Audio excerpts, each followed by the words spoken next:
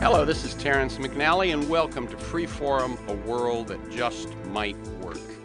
I'll be speaking today with JOAN Williams, founding director of the Center for Work-Life Law at the University of California, and the author of White Working Class, Overcoming Class Cluelessness in America. Let me start out by saying I've been doing these conversations since the mid-90s, when I took a hiatus in 2014. But then after Trump's electoral college victory, I felt like I needed to deal with the causes, the repercussions, and the response in some new interviews. And this is the 32nd such interview. Paul Hawken on climate change, Naomi Klein on No Is Not Enough, David K. Johnston on the daily dirty work of the Trump administration, etc. The show streams weekly on the Progressive Voices Network on TuneIn. And podcasts are available anytime, anywhere on iTunes, Podomatic, and at my site, terrencemcnally.net. And the show airs on KPFK 90.7 FM in Los Angeles. Now, a plug for participation. Let me offer you a few websites with information on how to confront the Trump agenda and work toward the healthy and just future we need. The most organized, kind of the leading organization, I think, is indivisibleguide.com. Indivisibleguide, one word.com, national organization with at least 5,000 local chapters. OurRevolution.com is the one that grew out of the Bernie Sanders campaign. That's one word, Our Revolution. MoveOn.org and CourageCampaign.org are a couple of organizations, Move On nationally, Courage Campaign in the state of California, that have for a decade at least, been primarily digital, but in the last couple of years, they've aligned themselves more closely with on-the-ground grassroots organizing. And then two very specific are 5calls.org, and that's the number 5 and the word calls, 5calls.org, and Town Hall Project, all one word, .com, townhallproject.com. 5 Calls tells you what are the most timely, relevant calls you might want to make to your representatives these days, and Town Hall Project tells you when your representatives are going to be holding town halls near you so you can go and meet them in person. And you can email me at temcnally@mac.com if you want more info about any of this. temcnally, temcnally @mac.com. Now to today's guest. A friend emailed me JOAN Williams' Harvard Business Review article, What So Many People Don't Get About the U.S. Working Class. It was published immediately following the 2016 election, although it was sent to me when they heard my interview in the last 2 or 3 months, Arlie Hochschild, on her book, Strangers in Their Own Land.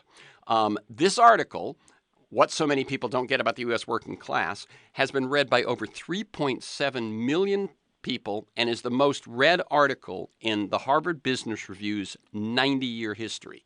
And I can see why. Near the top, JOAN Williams writes, For months, the only thing that surprised me about Donald Trump is my friend's astonishment at his success. What's driving it is the class culture gap. And one little-known element of that gap is that white working class resent professionals but admire the rich. And that's a key insight, a key sort of cultural insight that we will talk about. Near the conclusion of the article, she writes, The biggest risk today for me and other Americans is continued class cluelessness. If we don't take steps to bridge the class culture gap, when Trump proves unable to bring steel back to Youngstown, Ohio, the consequences could turn dangerous. Now, as I've mentioned before in this show, soon after the 2016 election, I discovered a quote from Antoine de Saint-Exupéry, most famous for writing The Little Prince. And this quote really struck me as outlining one of our major tasks. And he wrote, If you want to build a ship, don't drum up the men to gather wood, divide the work, and give orders. Instead, teach them to yearn for the vast and endless sea. And my reading of that is, how do we do that in 2018? How do we generate a vision of the future that is as welcome, compelling, and inviting and real as the past that too many seem fondly to remember and want to go back to? One of my thoughts, and I'll put this out there and JOAN Williams can respond to it, is that if America is a spirit as much as it is a place or a people, it feels to me that California, if you will, the state that Hillary won by 2 million, embodies America, and the folks at Trump rallies, we're talking about the spirit, perhaps do not. Most of this country's achievements have been driven by an exceptional sense of invention and dynamism. We were settled by immigrants who had that sense. And that's what led to the founding of this nation, as well as its development over the last couple of centuries into the world leader in so many respects. We owe our success to innovators, chance takers, entrepreneurs, those who thrive with novelty and change. And that pretty much describes immigrants. They took that approach to their lives or they wouldn't have moved here. And this goes back to, 1700s, 1800s, 1900s, and last week. So it makes sense that they then take that approach to their work. And it's not just a nice poetic notion. The data actually reflects it, that immigrants work hard, start lots of new companies, and so on. So today we're going to talk about Williams' analysis and its meaning in terms of telling an authentic and inviting story and in bridging that class culture gap so that we begin to work together for things that are good for all of us instead of being split apart by each side's feeling of loss or resentment. A distinguished professor of law, Hastings Foundation Chair, and founding director of the Center for Work-Life Law at the University of California Hastings College of Law, Joan Williams has authored 11 books, including What Works for Women at Work, co-written with her daughter, Rachel Dempsey. And Sheryl Sandberg and leanin.org had Williams create short videos sharing that book's strategies, and the videos have been downloaded over 975,000 times. And her latest book, the one we're focusing on, is White Working Class, Overcoming Class Cluelessness in America. Welcome, Joan Williams, to Freeform, a world that just might work. Delighted to be here. Thanks for the invitation. And let me tell listeners, we're recording this conversation Friday, August 31st, 2018. Now, I like listeners to get a feel for the people behind the ideas and the work that we talk about here. And so I cited a few highlights. But can you tell us in your own words a bit about your path to the work you do today? And feel free to mention mentors, inspirations, turning points, moments of decision. Well, I was that generation of professional women who really didn't have mentors. But I am basically carrying on a family tradition of crossing social taboos. My father, who was a New England WASP, married my mother, who was a New York Jewish girl in 1947.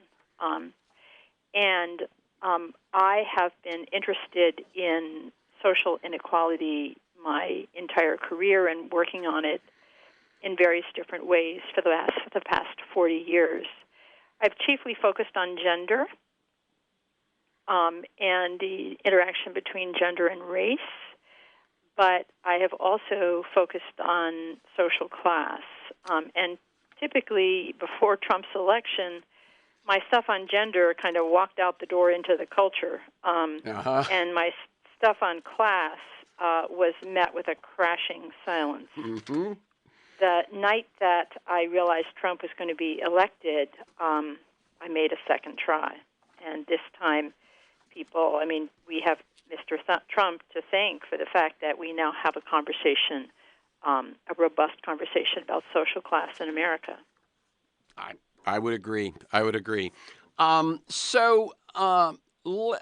went into it hinted, I read one thing, two little quotes from the article, and the article, I assume, led to the book. Yes. And the book is by the way, White Working Class, Overcoming Class Cluelessness in America is a it's what's the word I'm going to say? It's not intimidating.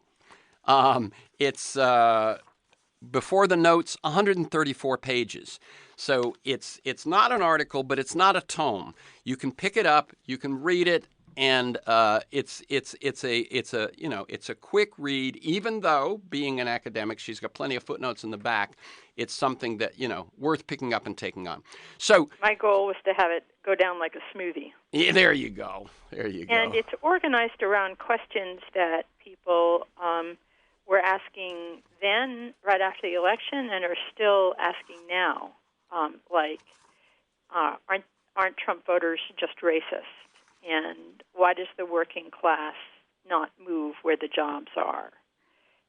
Mm-hmm. So it's designed to answer questions that are kind of come to top of mind. Right. And basically, she's being literally true. Each chapter is a question. Why talk about class? Why does working class resent the poor? And the couple that she mentioned, and finally at the end, why are Democrats worse at connecting with the white working class than Republicans?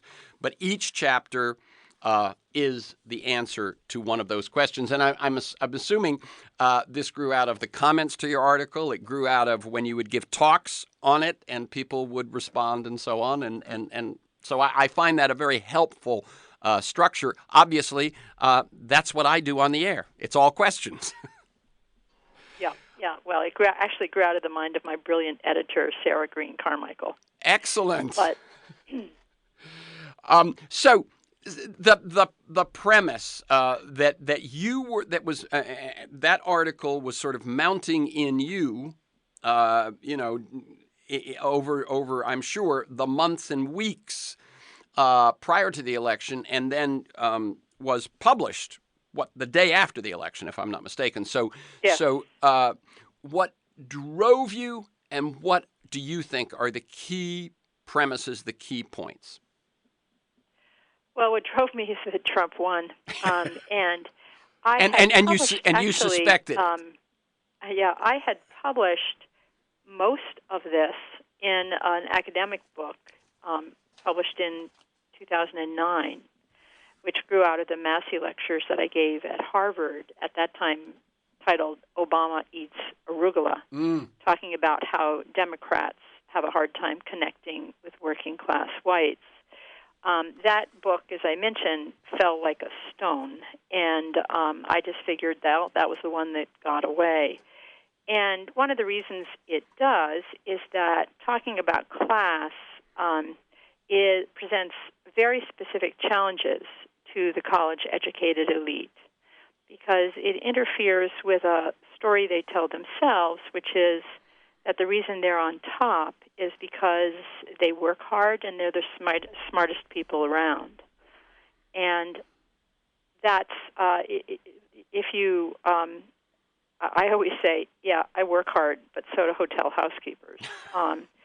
The reason that my hard work has paid off has everything to do with class privilege. But admitting that requires one to admit that not only have you been the recipient of racial privilege and perhaps gender privilege, but also class privilege. Mm-hmm. And instead, the instinct of higher status groups is always to stereotype lower status groups as kind of dim-witted, and that's why they are where they are. And traditionally, men did this to women. Traditionally, whites did this to people of color. Sometimes they still do today. But as the college-educated elite in the United States has kind of learned to run that through their heads and try to self-correct for that when it comes to gender and race, what I'm trying to urge them to do is to run it through their heads when they do that by class and just, for example, write off all Trump voters as racist, sexist deplorables. Yeah, and let me say, by the way, I listened to a couple of your TEDx talks, and in one of them, the biggest applause line of the within the talk, there was applause at the end, but the biggest applause line within the talk was when you made that point that when it becomes as as not okay to deride class as it does race or gender, then we're on our way. And that in the crowd was the biggest applause line. Yeah, and I mean, that kind of class cluelessness and condescension just plays directly into the hands of the far right.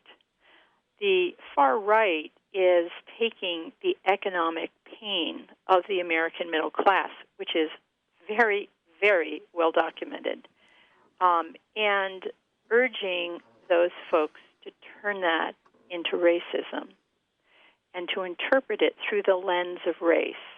The reason that I have lost touch with the American dream is because I'm a white person. So that's what the far right is offering as an interpretation.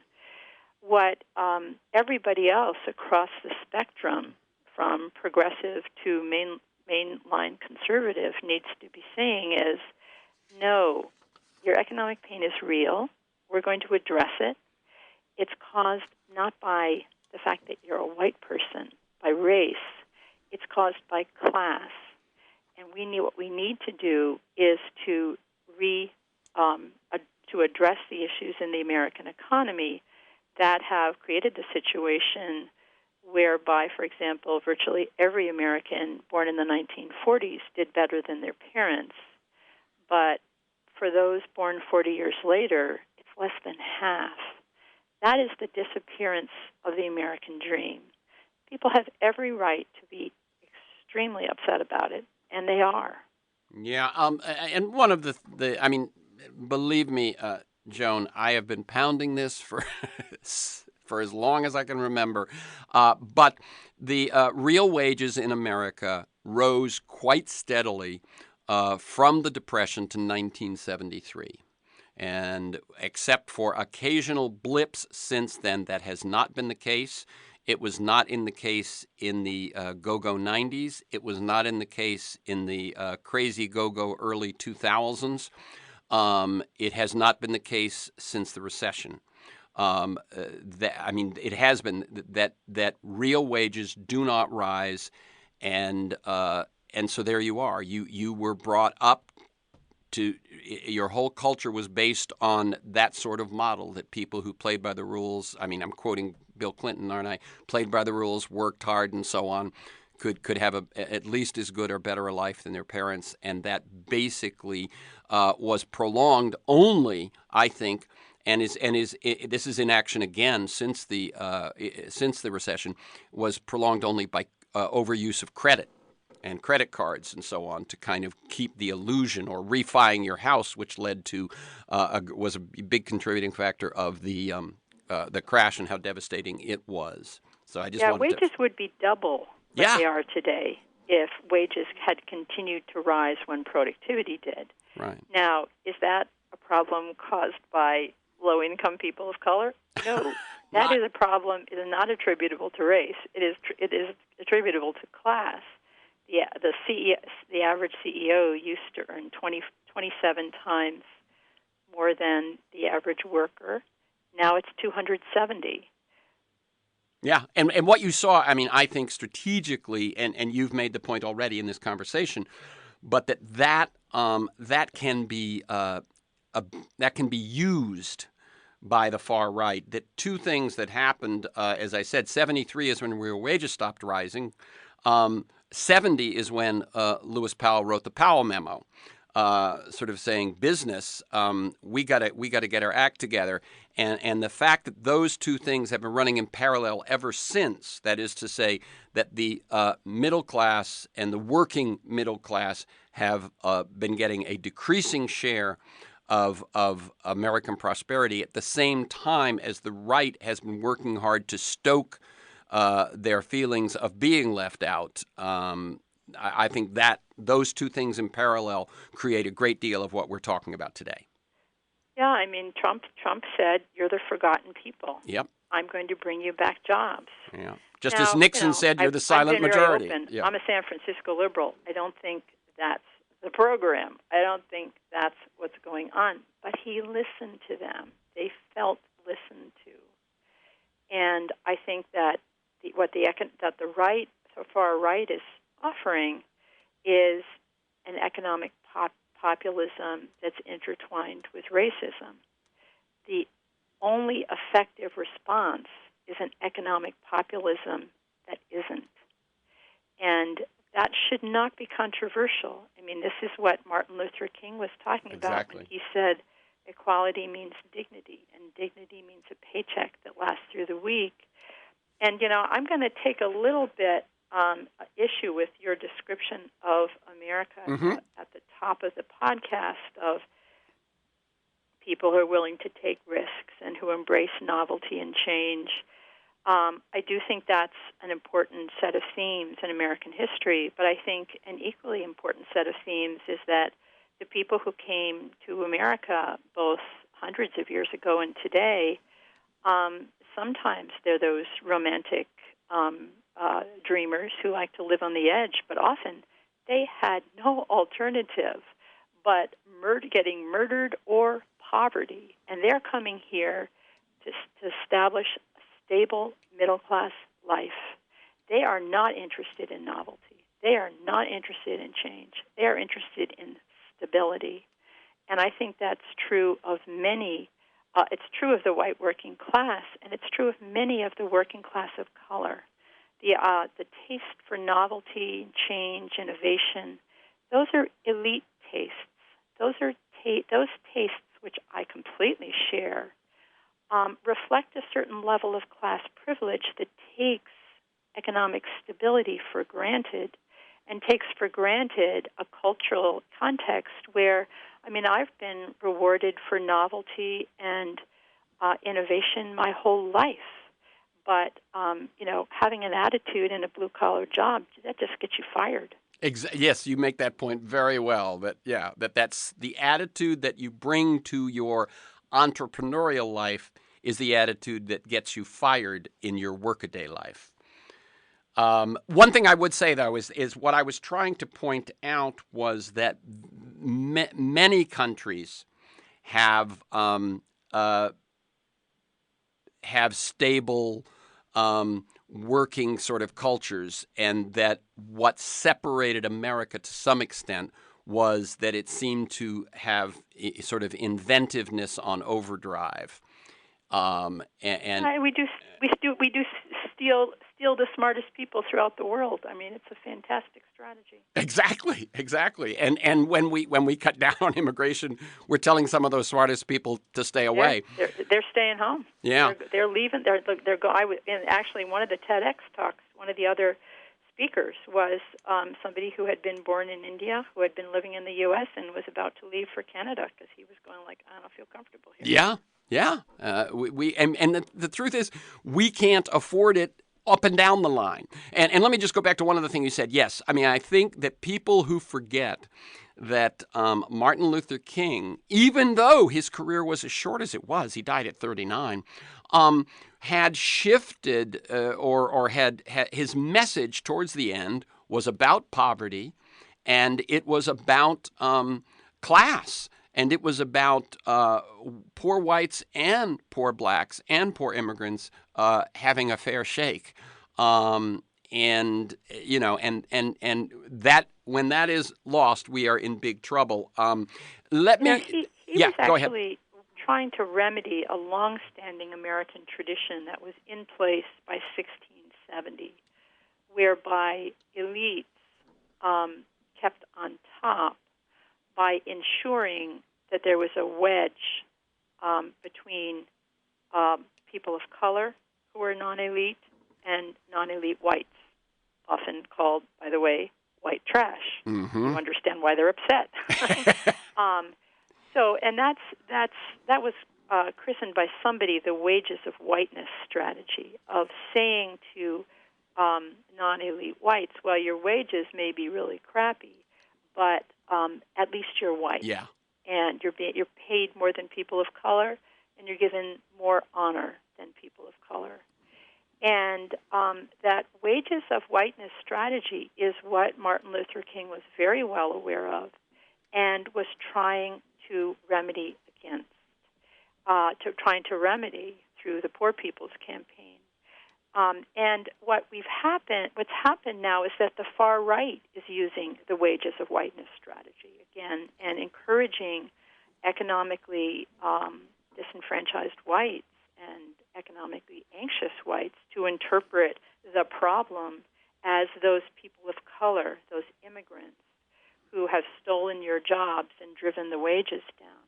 And the instinct has often been to say, oh, no, immigrants are great for the GDP. And my attitude is that's irrelevant. People don't live averages. No, exactly. GDP is an average. People live where they live. These people often live in, they don't live on the chic blue coasts. They live in that ocean of red in the middle of the country. They, non-elites of all races are much more reluctant to move than elites are. This is as true of African American mothers in the middle city as it is true of blue-collar whites in Kansas.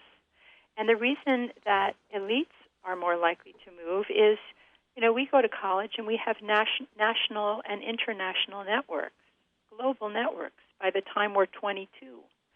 And we've seen a lot, and we have that economic stability from which to build those global networks, which are completely vital for our careers. So we're brought up to be able to, quote, network and to interact comfortably with people we don't know, and to build a broad network of acquaintances. Non-elites are not brought up that way. They don't have the opportunity to meet people from all over the country and the world. They often they live their whole lives in the small, dense clique networks of family, friends, and neighbors that they grew up in. And that's all they know. That's the way they get jobs. That's the way they get social honor. They're not just some guy who sells toilets. They're a man of considerable moral stature. And so there's just part of the class cluelessness is not to understand that class deeply shapes the common sense that we're brought up with, and the refusal to move reflects that common sense, including at some level, I'm just a material girl, the material dimension of, to move all the way across the country for a blue-collar job. First of all, that's not the way people get blue-collar jobs. Secondly, you need not one blue-collar job, you need two, because these families need two earners, and you need those jobs to make so much more money that now that you have to pay for child care, elder care, all the things that you got for free when you were in your original clique network, you have to still come out ahead. It doesn't make sense for many people. Yeah, no, I mean, a couple of points that you're making there. One, that thing about that you need to actually decide to move with the expectation that you are both going to find jobs, and that those parts of life that have been absolutely monetized in urban centers, many of them are done by extended family or extended community in rural areas, and when you leave, you are giving that up. So the cost benefit analysis makes sense. It's a way that non-elite families protect themselves from their disadvantaged place in the market. I mean, they don't want to buy child care at $2.50 an hour. $2.50 an hour? That's amazing. Well, that's actually, sometimes that's what child care subsidies are, sometimes that much. And by the way, one of the things that I think goes also to what you're saying is that when we're talking about novelty and the chance of elites to have these global networks and so on, is that the highest, I think research is showing, that the highest anti-immigrant prejudice is in places with the lowest population of immigrants, and that the lowest anti-immigrant prejudice is in places with the most immigrants. And so partially it's that if your insecurity and your fear is being kindled by someone, the less real experience you have to counter that, the easier it is to gin it up. That's true, from what I understand from the studies. I mean, human beings are very imaginative. We can think up really scary stuff. Yep. And we're evolutionary predisposed to do exactly that, because it's scary. I also think it's important, though, to understand that immigrants are not only, I'm here in San Francisco, and, I see immigrants all the time. Yeah. I think they're the American dream. But one of the things that's happened is that you've had large numbers of immigrants into rural areas that have to work in chicken processing plants, for example. And the sense of people in those areas is often that immigrants have driven wages down. And the instinct, I think, often is to say, no, they haven't. On balance, you do the sophisticated economic analysis, and you say that on balance, the immigrants have helped the local area.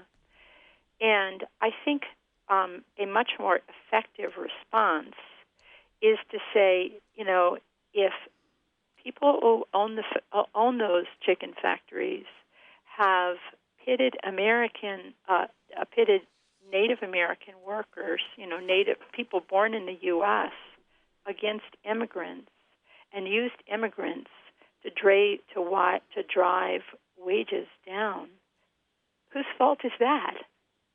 Not the immigrants. They're just trying to support their families too. Right. It's the owners of the factories. Let's not talk about race here. Let's talk about class. Exactly. And it's the class that has, in a concerted effort, with actually even a new energy to that effort in this current Congress under Trump, to dismantle unions. I mean, very much of what we're talking about, when we're talking about wages being driven down and so on, all of that. Dismantling of unions is a key factor in why we are where we are. Yeah, and the notion that to actually decimate them more and more, it has an absolute political end. It isn't just that it'll help the owners of the factories, but it will disempower the Democratic Party wherever it happens, and that makes the going easier. A couple of things that I want to get back to, and I appreciate this back and forth, as because I feel what we're trying to do is get underneath, as you do repeatedly, underneath statistics, underneath glib sort of answers that, while on the face of them they may be accurate, they may not be relevant or practical if we're going to actually solve these problems. But one of the things that you pointed out, that I'm going to quote you right here: one little element of the gap is that the white working class resents professionals but admires the rich. And you made this point specifically in terms of Trump, although I think it goes, it goes well beyond Trump. But talk about that for a second. Yeah, the white working class. This is from ethnographies of the white working class, of which there are like 40 years. And they tend to resent professionals because it's professionals who order them around every day. I mean, one of these ethnographies refers to a blue-collar guy referring to, quote, some college kid who doesn't know crap about my job but is perfectly willing to tell me how to do it. So there's the resentment of professionals, and they resent the bureaucrats who make them jump through 14 hoops in order to get what they need, including, the licenses for their small businesses. That's another part of the resentment of professionals, which, of course, the far right has sculpted into a general anti-government furor in the United States, so that people hate government, even though they love lots of government programs. Yep. So the resentment of professionals makes sense in terms of their structural class position. What is harder to understand is why the white working class so deeply admires the rich. By the way, there's some differences here by race, and there's not a lot of research in it, but my intuition is there's a lot of similarities across blue-collar people of different races. But the white working class, which is where the literature is, they admire the rich because they don't want to turn into professionals. They see professionals as kind of ineffectual pencil pushers who spend their whole life sucking up to each other, because that's what an office job is, after all. And so they don't want to turn into professionals. And it's kind of, it's like inconceivable to do so. I mean, again, these are people who are brought up with a respect for stability, for tradition, for community. And professionals, studies show, value community less and individual achievement more. They value family less, and in the view of the humble opinion of working class people, they mistake their jobs for a life. And so they don't want to turn into professionals. What they want is to live their own lives in their own class culture, but with more money. They want these are order takers who want to be order givers, but they don't want to change anything else. And so that's one of the many reasons why Donald Trump channels this group so perfectly, because you think about what Donald Trump has done his entire life is basically built a bad taste version of luxury from my elite standpoint. Mm-hmm. It's kind of built the non-elite image of what it means to be rich. So it's not the Plaza, it's Mar-a-Lago. And Donald Trump, although, he is a poor little boy who started out with, a $14 million loan from his father. Yeah. He also is a boy from Queens. Yeah. And he's been condescended to by Manhattan elites his entire life. He hates elites as much as his white working class supporters do. It's all relative. In other words, to the guy from Queens, he hates the elites. To the working person in Arkansas, he hates the elites. But the visceral feeling, as you describe, is what we relate to. And the fact that elites, that Trump drives, my crowd to distraction. Oh man, that's fantastic! Like the white working class, they finally got to us. So the more outlandish Trump gets, the happier they are, because the more outraged we are. This is a class dynamic. Yes. We're being played. Well, one thing that I really, during the last 2-3 weeks of the campaign, I, like you, was very fearful of how this would turn out. A, because I understand the Electoral College, but B, I felt that criticizing Trump, especially saying he was unfit, which was basically all I saw Clinton commercials doing toward the end of the campaign, it backfires because I'm white working class. Here is a billionaire, macho TV star finally listening to us, taking our side. Of course, you've got to say he's unfit. Correct? I mean, isn't that the dynamic you see as well? It is. And the fact that, it's just kind of unlucky that you have the Mueller investigation falling into this narrative as well, of like, the elites hate him. They're going to get him however they can get him. Now, we might get him because he is, like, crooked.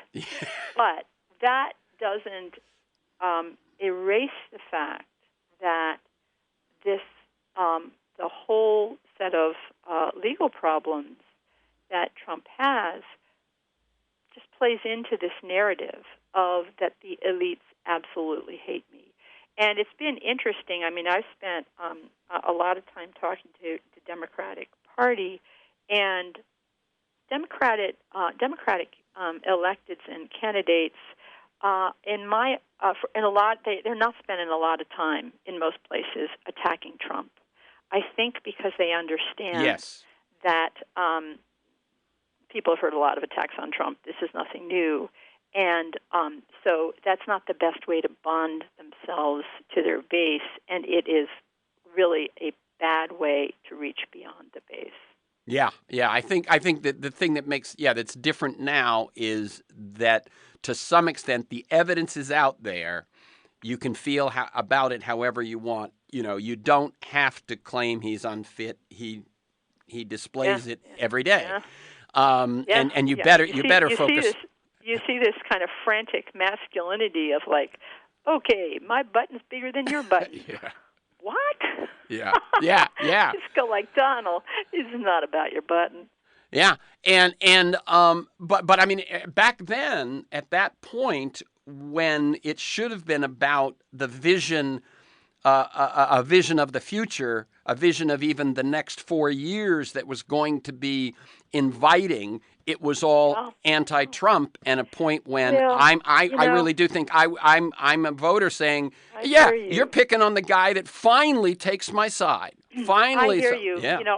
Having also written the book called "What Works for Women at Work," Uh-huh. the Clinton campaign was thinking through the lens of gender, and they were thinking they were responding to a very well-established pattern of gender bias that shows that women have to literally be more qualified than men in order to be seen as equally competent. And that was front and center for them. So they kept saying, "Oh, she's super qualified." Her ex may not be longest, but her resume is from a gender standpoint. And so what they didn't understand is they didn't understand certain gender dynamics, but they like that it is optional for a man to be likable, but not optional for a woman to be likable. So they don't even understand the gender dynamics completely. But they were completely class clueless. They had no idea what was going on from a class standpoint. And you're saying partially even more than, and of course you make the point that Hillary Clinton's husband was probably the Democrat, who related best to the white working class, and yet, Absolutely. but I think it's interesting what you're saying, that if you look at it from a gender perspective, then qualification means enormous. It has enormous weight, and yet when you step outside of it and you say, "Wait a minute, that's not who I'm speaking to. I'm speaking to the whole country, and this election's going to be won in some states where I'm not speaking to those people at all." Yeah, and that's one of the things that's been disheartening. It's like, hey, do the math. What don't you understand about this? There's a robust story on the left that we're headed towards a majority-minority country. And literally in talks, people sometimes say, we just need to let these, die. People die off. Yep. And I have two responses. Number one, do you understand why they don't like you? Number one. That's very disrespectful, right? Yes. You're being disrespectful of people because of who are lower on the social totem pole. That's kind of not what the ideal is. And number two, the structure of the Electoral College means that rural and Rust Belt whites' votes are overcounted by the Electoral College, and that is not going to change. So even if you don't believe as an ethical mandate that you should treat everybody with respect regardless of their social position, it's just to do the math and realize that you can't write off this group. Yeah. No, I do think, I think that the rural-urban divide in this country, which in some sense, parallels the class divides and so on, but I think it has not been given the prominence that it should when we look at what's going on. Due to the Electoral College and the fact that each state has two senators, whether it's Wyoming with 550,000 people and California with 35 million, and that almost all state legislatures are also weighted toward the rural. By the way, where we've basically lost access to abortion through most of the country. Exactly, and that's because of the county system. And counties get representatives and so on, and it's a thing that the founding fathers put in. They needed it to get the South to come along and join in an alliance with those mid-Atlantic trade states. But we live with it, and as you say, do the math. The fact that when you look around, you see one thing doesn't mean that that's going to win you an Electoral College election. Let me, because I don't want us to get out of here without me asking this, what do you think of, and this is going to be, everything we've been talking about is society-wide. Now I'm going to get very specific politically. What do you think of Elizabeth Warren? For me, that means three things. One, she just put out a big proposal on revising the corporation. One example, 40% of boards of large corporations would have to be made up of employees. those sorts of things to take away she calls it the accountable corporation rather than these completely soulless elite 1% corporations. And then she also has come up with a very good anti-corruption proposal to actually drain the swamp. I would ask you two things. One, if you're familiar with those proposals, do you think they speak to any of what we're talking about? And two, even more maybe, does she in your reckoning, does she look like she might be able to overcome that anti-elite feeling? Is she a different kind of a woman, enough of a different kind of a woman candidate than Hillary Clinton? I can't. I have learned to say I am a class explainer, not a candidate chooser. Elizabeth Warren, I think the world of her. I think the world of a lot of other. I think the Democrats have a lot of other strong candidates as well.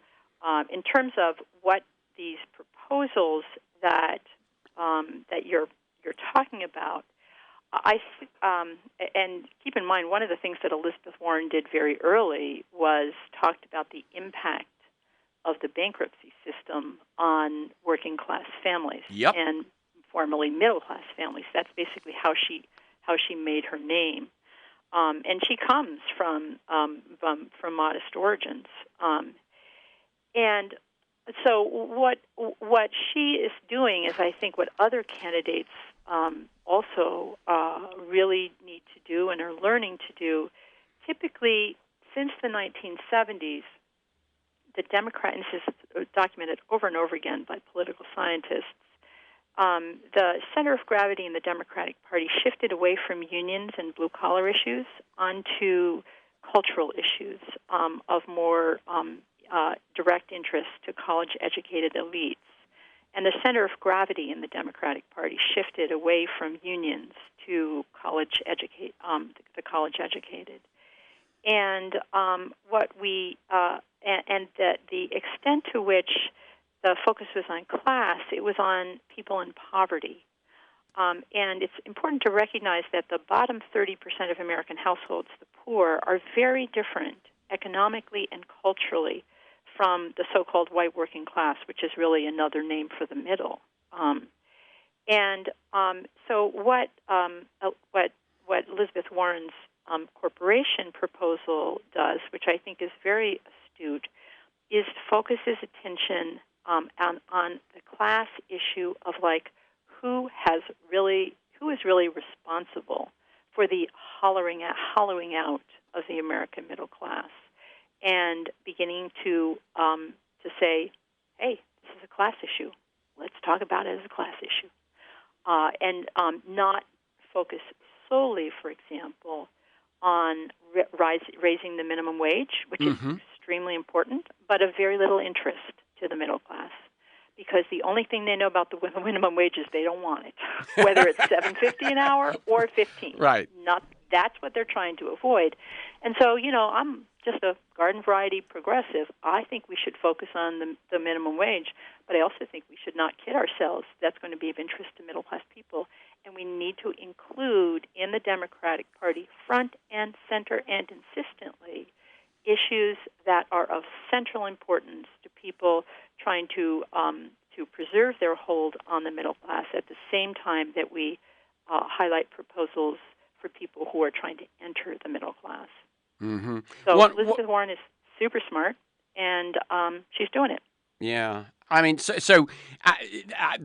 where I was getting in, not necessarily to picking her as a candidate, but just whether I try to ask myself, does she come off as someone who's worked hard and has the back of someone in the middle class, and is not, even though she's a Harvard professor, is not just that elite person dictating their lives. And I was just wondering, if you had because you did it, I think we both had gut reactions to Trump and to Hillary Clinton that we then figured out what those gut reactions meant, and I actually supported Clinton quite fervently. Mm-hmm. But I did say in an interview shortly after the election that I didn't think we should run another white woman. Uh-huh. I have actually reconsidered that, and now I'm kind of agnostic. One of the things that's happened is that gender dynamics have changed unrecognizably in just 2 years, partly because sort of Trump's truculent macho does not play very well, and among large groups of the American public, including, by the way, non-college educated white women. Mm-hmm. Even though he won a majority, also, didn't he? Sorry? He won a majority of them, didn't he?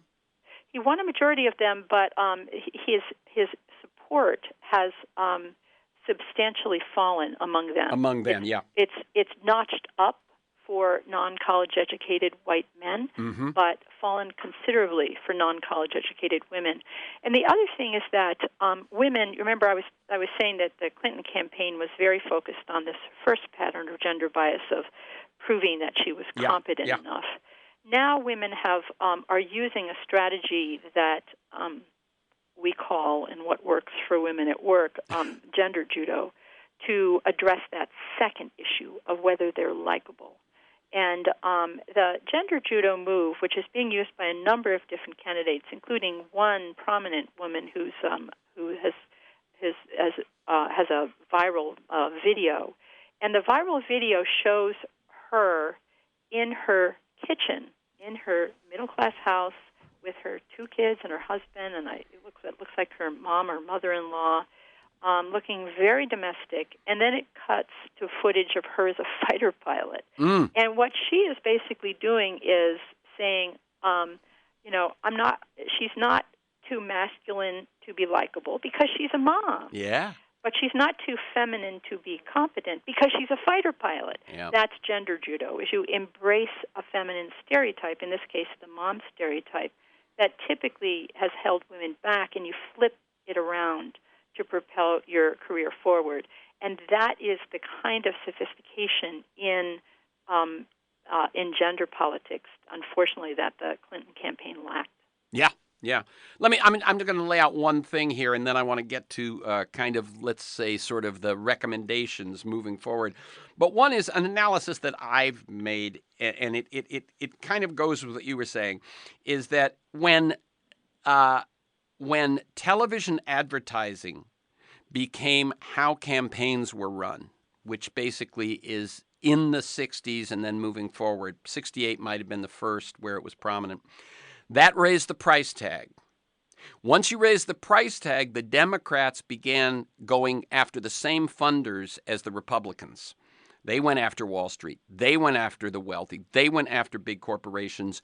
And suddenly the Democratic Party, taking its money from the same place as the Republican Party, did not stand for unions the way they had, did not stand for the middle class the way they had. Their message became messy. And in parallel, both because they were forced to on the defensive and because it's what made them feel good, focusing on the cultural. And so it's really, it's what I think is that the internet now allows you to actually raise a ton of money from the people.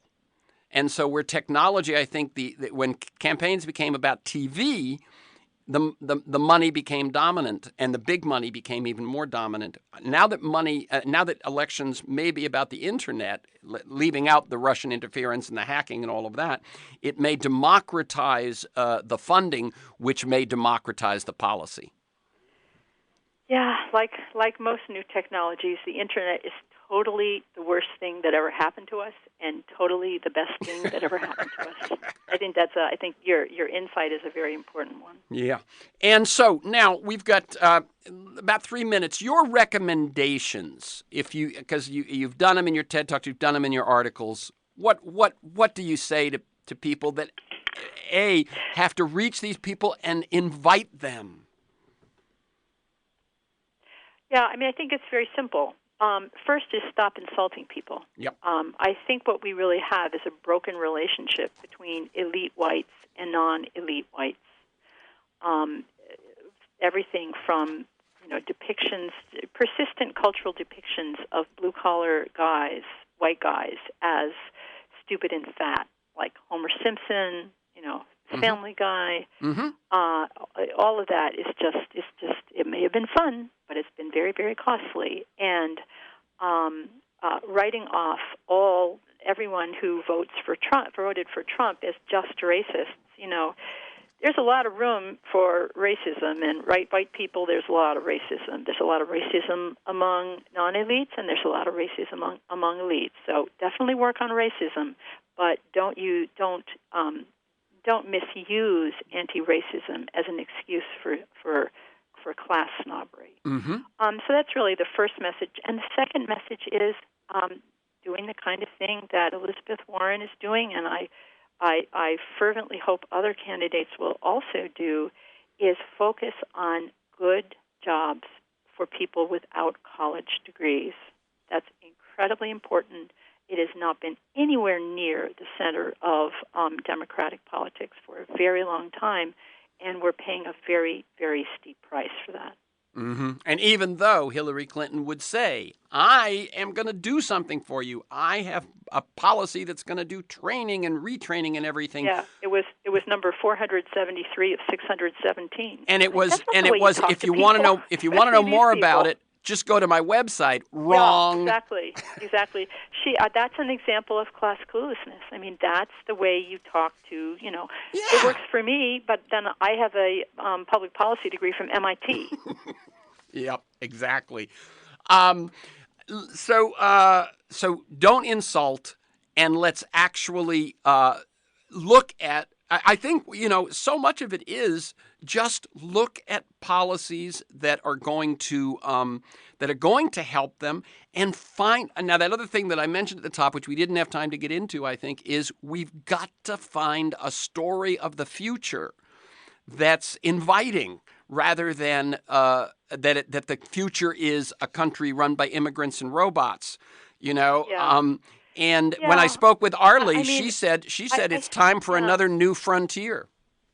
I think so. I mean, and I think what I would hope. I'm really intrigued by the Warren proposal, but the proposal, I think, that is very easy to explain to people Americans are very frightened about automation and robots. Yeah. Is that pretty soon 60% of jobs are going to require interaction with robots. And so what we as a country need is to set up a new education to employment system where local community colleges and other educational institutions work with local employers to help the employers identify the skills they need and develop certificate programs they trust. Not college degrees. Those are great too, but I'm talking about something different. I'm talking about certificate programs developed in conjunction with employers that employers will hire from, and that's how these job training programs are metriced. Not people trained, people hired. Yeah, and my guess is... I think that would be tremendously exciting to a lot of people of all races. My guess is that's what Germany is doing. They're training. Germany has always done, because That's right. They see what happens when you leave the working class behind. Yep. Not a pretty picture. Yeah, they're beginning to see it now. So, thank you. I mean, we could go on. This is really, we're both, I can feel, chewing on this together. So, again, the website is joancwilliams.com, joancwilliams.com, and her latest book, White Working Class, Overcoming Class Cluelessness in America. And as we pointed out, each chapter starts with a question. It's one that, when you're thinking about how do I approach these issues, it's set up to make it easy to get what she's driving at. So for this conversation and many other interviews, articles, transcripts of interviews, and to join me in pursuit of a world that just might work, go to terencemcnally.net or aworldthatjustmightwork.com. They're the same website, terencemcnally.net, or one word, aworldthatjustmightwork.com. If you want to receive my weekly email announcement telling you who's going to be on, what we're going to talk about, and usually 7 or 8 timely and relevant articles, you can sign up at my site, or you can email me at temcnally@mac.com. You can also subscribe and listen to the Freeform podcast on iTunes. You can find years of podcasts at my site, or at iTunes. That includes Michael Lewis, Jeremy Scahill, Naomi Klein, Robert Reich, Van Jones, Connie Rice, just a lot of stuff there. Thanks to George Vasilopoulos at Progressive Voices, and most of all to you, my listeners. Please share this podcast widely. Thank you, Joan Williams, and keep up the good work. Thank you so much. Thanks for your interest.